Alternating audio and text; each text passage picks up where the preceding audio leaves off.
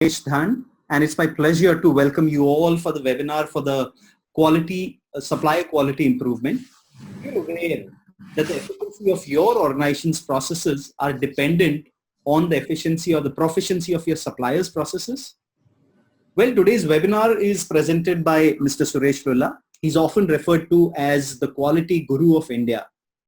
And it was about 30 years ago that Mr. Lulla started the Qimpro Consultants, which was India's first dedicated quality management or quality consulting company. And he's been mentored by Dr. J.M. Juran, the man who taught Japan to manage for quality.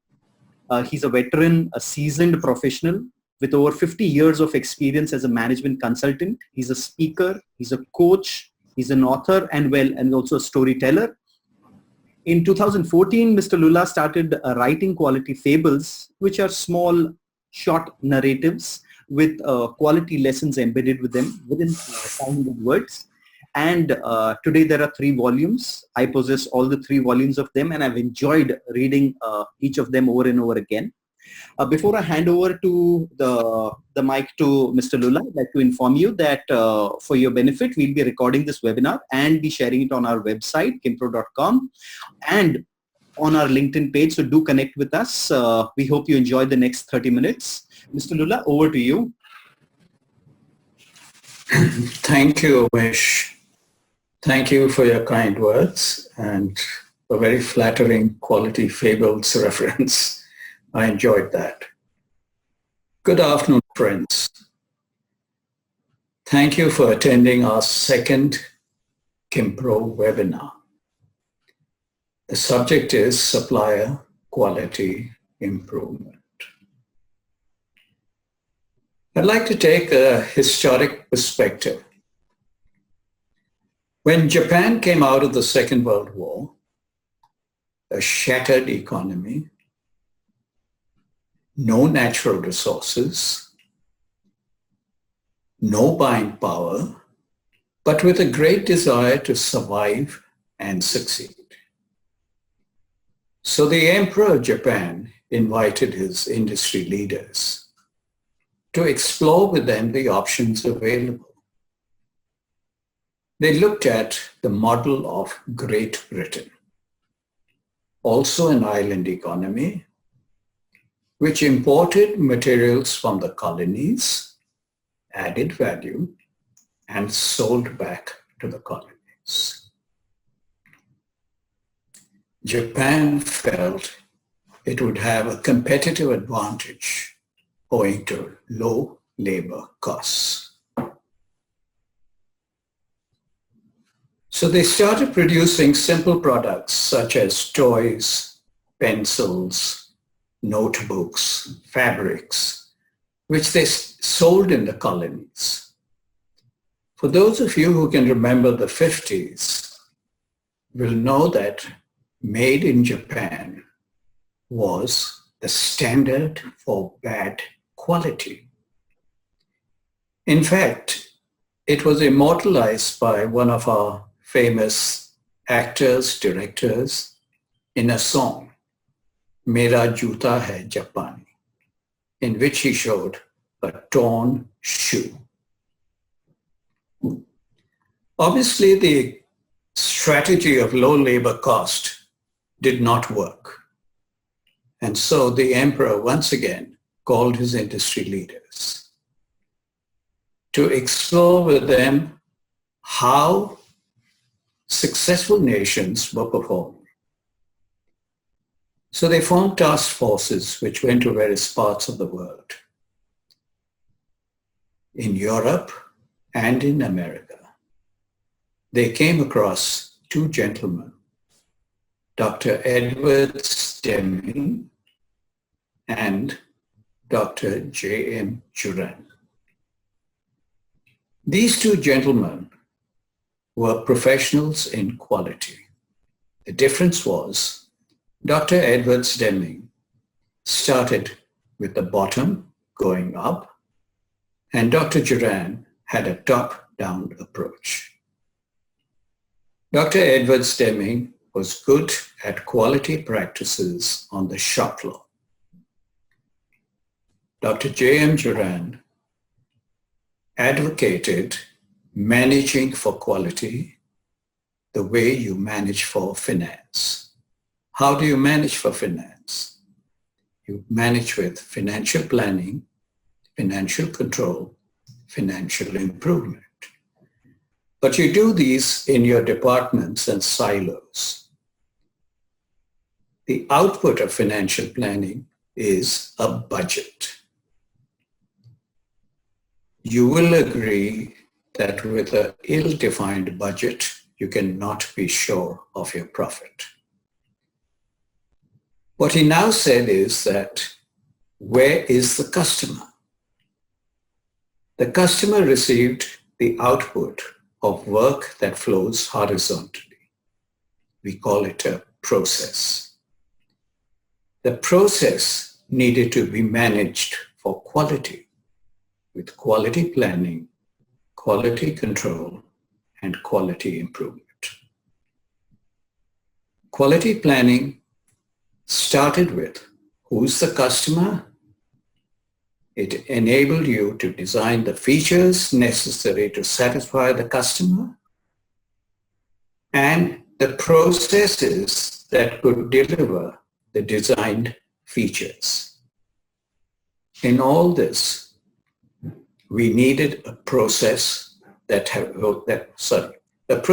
was capable of delivering quality.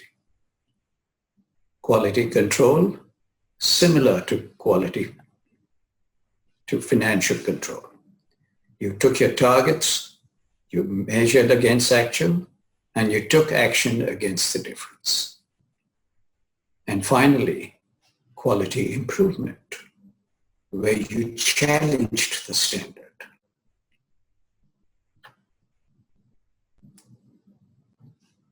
By the 1960s, with the teachings of Juran and Deming,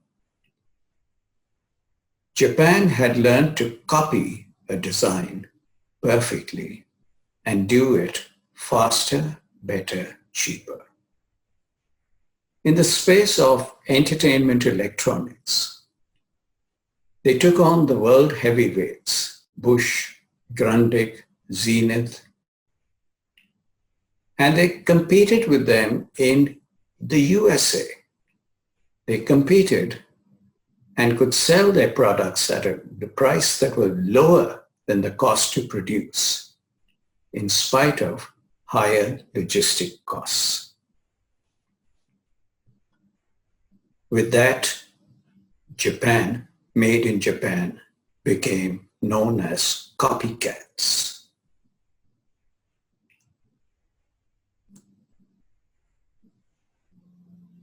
70s, the price of oil was $20 a barrel. But in 73, it jumped up to $54 a barrel overnight. By 1980, it was $120 per barrel. All this was a problem for Japan because they imported most of their inputs and they needed to export most of their produce. So the Emperor Hirohito, once again called his industry leaders. He went through a problem-solving journey. Step 1, question every assumption. What has changed? Cost of oil, buying behavior of customers because inventory costs were high. Economic lot size was dead. They needed one of a kind with an on-time delivery. So step 2, what is our goal? Produce one of a kind economically. Step 3, What stands between us and the goal of one? Setup times of machines. The emperor set a goal to crash setup times of machines from 10 hours to 20 minutes within the next 3 years. Japan overachieved. It achieved 18 minutes within 2 years. Why? The leaders were trained on Juran on quality improvement. They knew how to challenge the standard. Japanese car manufacturers learned to manufacture one-of-a-kind economically. The strength of the manufacturers was process flexibility, which means they actually worked with zero fixed costs. The strategy, supplier quality improvement.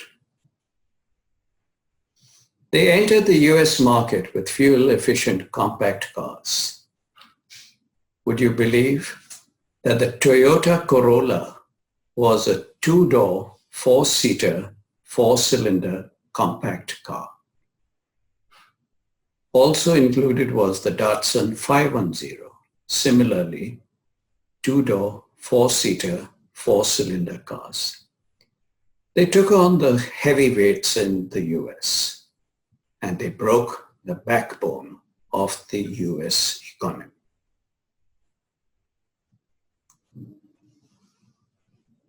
I'd like to support this with a fable.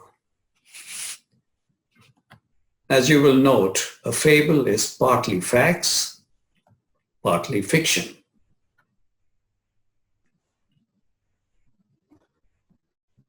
The quality fable that follows will demonstrate that the cost of poor quality in any organization is over 20% of total cost.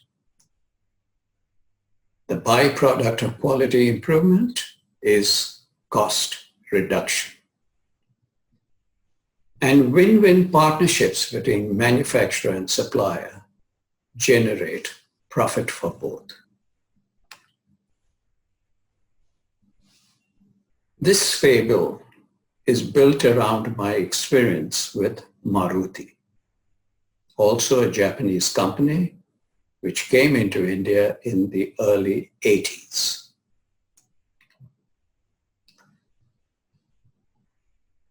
I'd like to start by posing a question. What do you purchase from vendors? I'll answer it at the end. I was invited for the annual vendors meeting of Maruti in the mid-90s. Very excited. I'd never heard of a vendors meeting. I'd heard of dealers meeting, but never vendors meetings. I was also told that members of Suzuki will be present, and if I could call a vice president from the Juran Institute. So we were all there at the Taj Mahal Hotel or the Taj Palace Hotel in New Delhi. This was in the largest room in the hotel. Seated in horseshoe were 100 A category vendors, and facing them was the managing director, Mr. R.C. Bhargav, two Suzuki executives, a Juran vice president, and myself.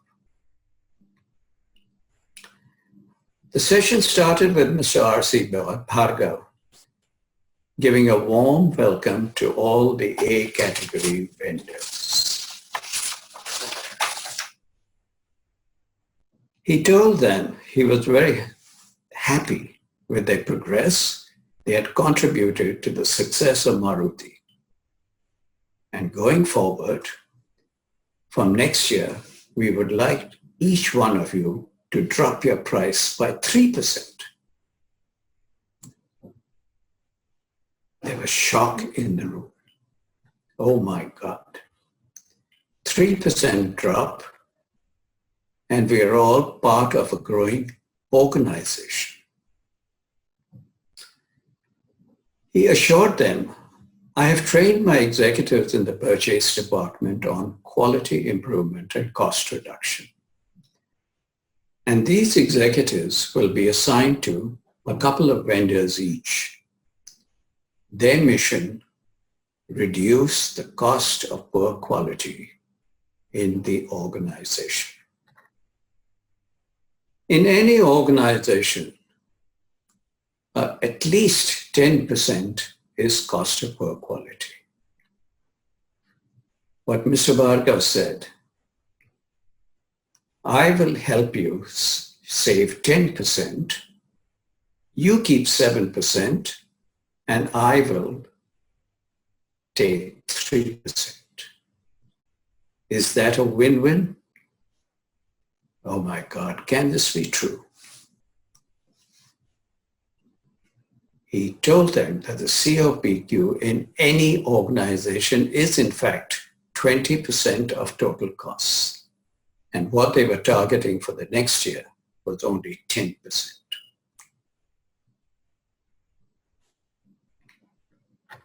Thereafter, the executive from Suzuki and from the Duran Institute spent time explaining where the chronic waste in an organization lies.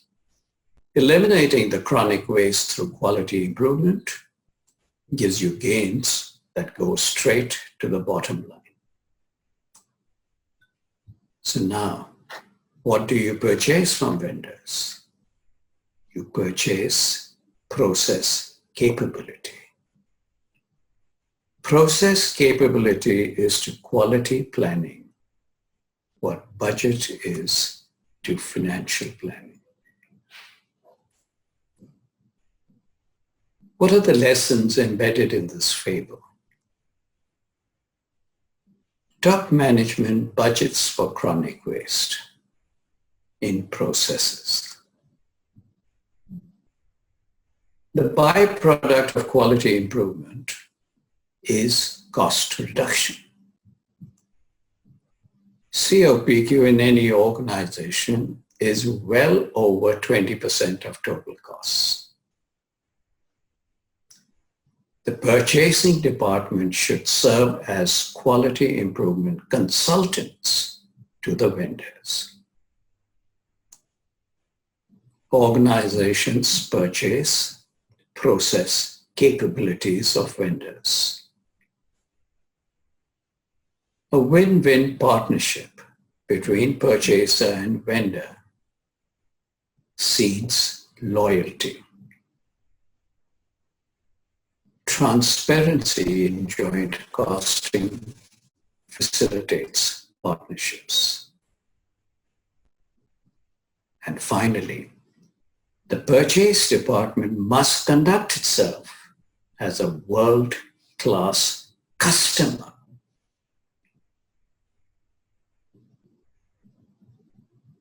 Please note, suppliers have three categories of processes. One set is for value creation. The second is support processes. Support processes such as recruitment, maintenance. Suppliers also have suppliers. COPQ in any organization is over 20% of total costs. If we can halve that, there's every probability that you can double your profit. Process capability is to quality management what budget is to financial management. Thank you. Our next webinar will teach you how to solve these problems with suppliers using quality improvement tools and creativity tools. Thank you, Mr. Lulla. there are questions, and I think we have time to take some questions. And before the questions, I really love the fable, which actually I look at it as a win-win-win proposition, where the company, the vendors, and as a result, the customers also win, because you improve the quality, reduce the cost, and the benefit is for the customer. So amazing. The first question that's come across is, actually these are two questions. Let me break them into two parts. This is one question of two parts. The first part is, how much of an organization's COPQ is traceable to quality, supplier quality? Oh, I'll have to answer it in two parts. Okay. The first is that COPQ in a batch mode manufacturing is typically 1/3 the total cost. Of that 1/3, close to 50 to 60% is imported from suppliers. 10 to 15% is in logistics. Only about 20-25% is from within the organization. Every organization has quality systems and practices, and so they're pretty good at that.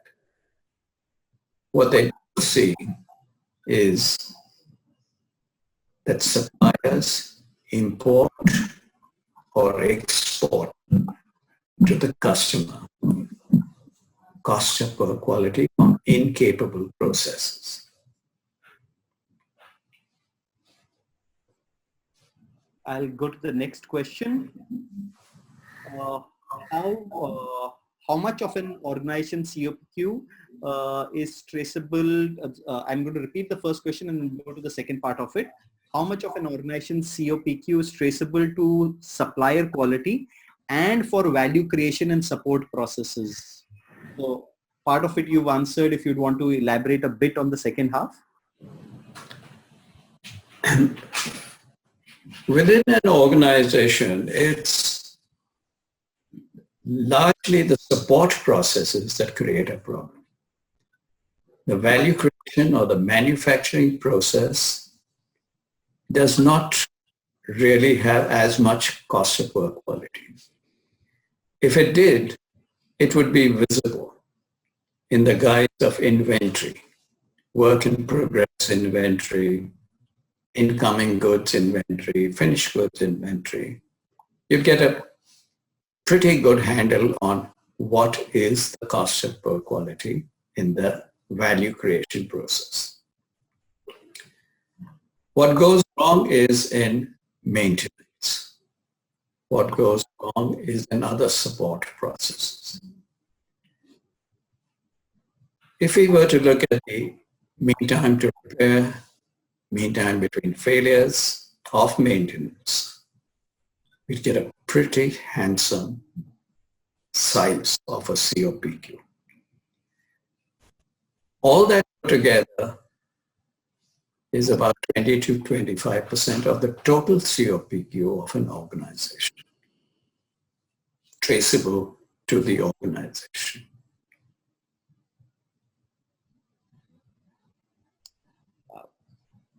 That's revealing, quite revealing.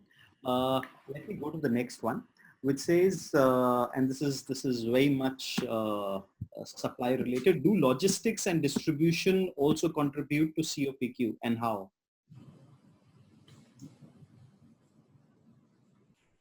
See, what conformed to specifications of the factory may not be fit for use at the customer site.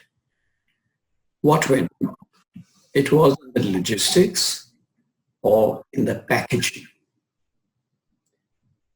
Packaging design is a very big subject for an organization which has a customers scattered all over the world.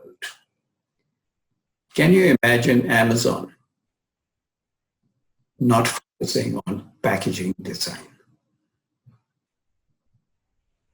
Packaging design is a very major subject. I'd give you an example of Matsushita,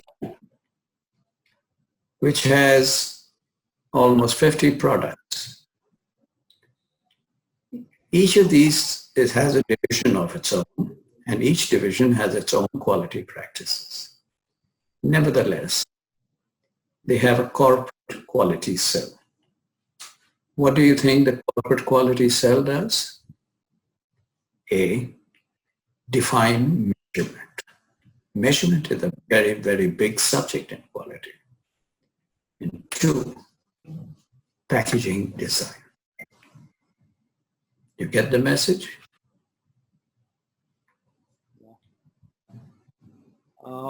We can take perhaps 1 or 2 more questions. And the next question which has come up is more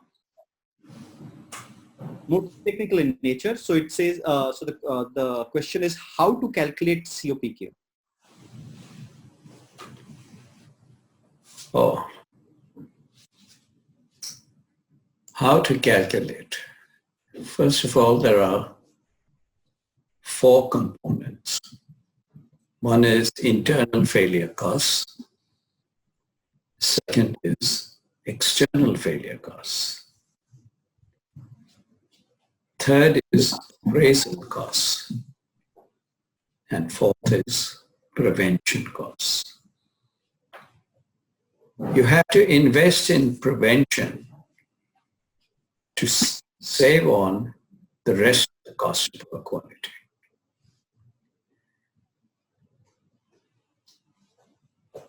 The bulk of the cost of poor quality is in internal failures and external failures. So how should one go about it? Have you heard of a tool called flowcharting? You flowchart a process, start to end. You know there are different activities that come, which you put as rectangles. And you have decision diamonds and rework loops. So when you walk a process and you see rework loops, that is where you need your cost accountant to help you with how much waste, rework, and effort has gone into that. It isn't really very difficult. It just takes a collaboration between the cost accountant and the quality professional. No one will leave the quality professional for money, so you need that cost accountant. Many more questions coming in. I hope we'll be able to answer most of them. There's another question which is, we've been talking about the manufacturing industry. This is with respect to the service industry. And the question is, should supplier qualities be approached differently in a service industry, say for example, banking or insurance?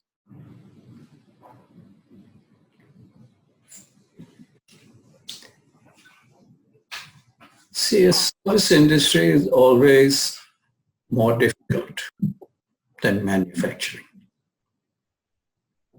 Why do I say that? In manufacturing, you have a process and the output goes to the customer. The customer does not see the process while in operations. The customer only compares the product. Do I want a Maruti 800 or do I want an i20? Right? Looks at the features and decides what it is. In a service, the customer is part of the process.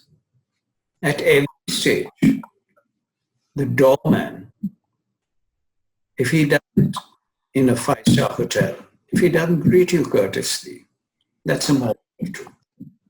Check-in process. If you're not checked in a reasonable time, if you haven't got the right room, again, there's a moment of truth. You walk into your assigned room and it's not clean. Moment of truth, etc., etc. The customer is part of the process and is constantly assessing mentally your quality. And you go wrong in one thing and you're bad for everything. Your checkout process at a hotel, if that takes longer, you've had it. The hotel is bad. The last question is that we're running short of time. So let me take this last question, which says, what could be low-hanging targets for the first level or low-hanging opportunities to control COPQ? Inventory. That was a short answer. Yeah. Why do you have incoming inventory? You have incoming inventory because you're not sure of your supplier's goods. You have then inspection, and that inspection is like a roulette, a game of chance. You take a sample from a population, not good, you return it to the supplier.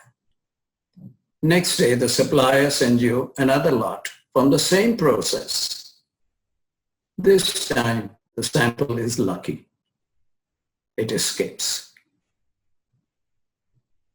You need to look at inventory. You are investing in a department.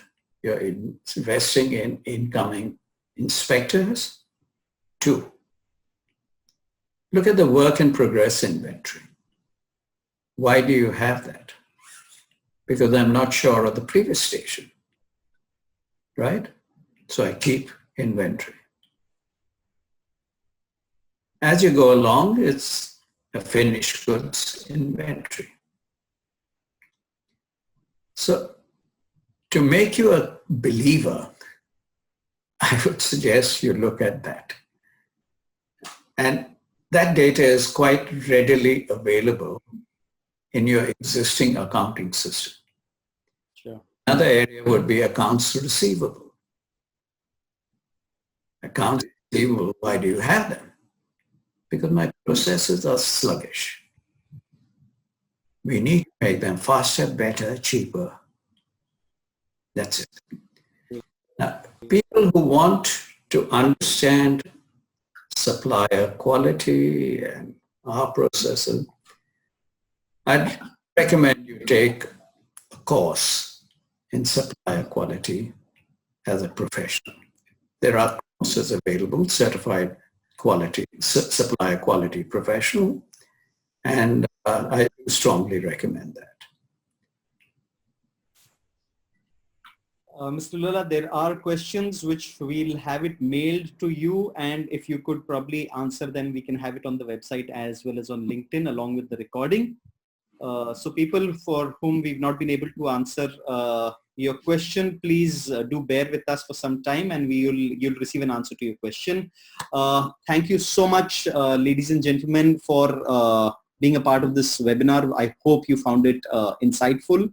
Well, my key takeaways are, one is COPQ in an organization is over 20% of total costs. That's huge.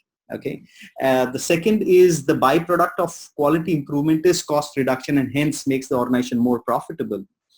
The third one being organizations actually purchase process capabilities from vendors, and these could be in the form of products or services. The heart of a sustainable organization is a win-win partnership between purchaser, that is the organization, and the vendor. And lastly, which is perhaps the juiciest of all, is you half the COPQ and double your profits.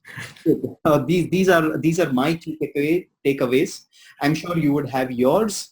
Well, for people who are interested in purchasing Mr. Lulla's quality fables, you could pick them up from Qimpro.com /stores. So you could also find study materials for ASQ certifications on supply quality on the same store.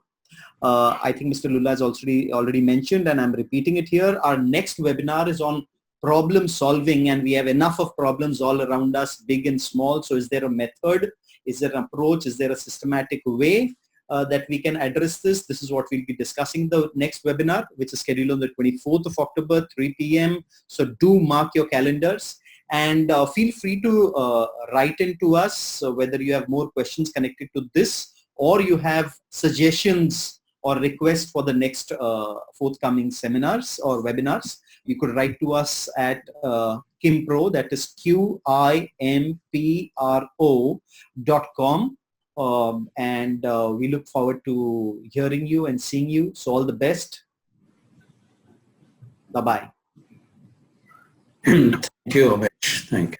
Thank you. Thank you, friends.